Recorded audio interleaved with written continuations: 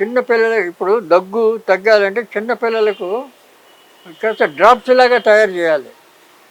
దానికి కొన్ని ఫార్ములాస్ అవి వేడి చేయడం, పుట్టం పెట్టడం ఇలాంటివన్నీ ఉంటాయి చిన్నపిల్లలు. పెద్దవాళ్ళంటే ఏదైనా ఇప్పుడు కరక్కాయ పొడి ఉంటుంది. కరక్కాయ పొడి చేసుకుని అంత పొడి నోట్ వేసుకొని నీళ్ళు అయితే చాలు, తగ్గిపోతుంది.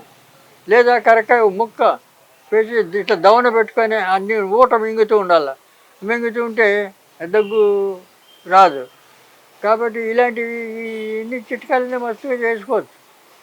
కాబట్టి అవి పెద్ద సమస్య కాదు. అనేకమైన మార్గాలంటే కాస్త ఎక్కువ వస్తువులతోటి దినుసులతో తయారు చేసేటివి కొన్ని ఉన్నాయి, సింపుల్గా చేసేటివి కొన్ని ఉన్నాయి. మీకు అల్లం, తెల్ల ఉల్లిపాయలు, తేనె ఈ 3 సమానం కలపాలి. అట్లా రోజు పొద్దున పూట పరగడుపున తాగాల ఈ 3 కలిపి. అట్లా ఒక నెల రోజులు తీసుకుంటే వీర్య వృద్ధి అవుతుంది, కావలసినంత పవర్ పెరుగుతుంది. అది ఇంట్లో చేసుకునే పని.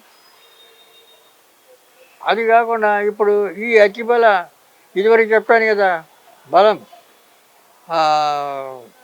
పాలు వేడి చేసి పౌడర్ అయిపోతే దాంట్లో చక్కెర కలుపుకొని తినమని చెప్పాను కదా. ఆ రకంగా తింటే అది కూడా వీర్య వృద్ధికి పనిచేస్తుంది. ఇలాంటివి చాలా ఉన్నాయి.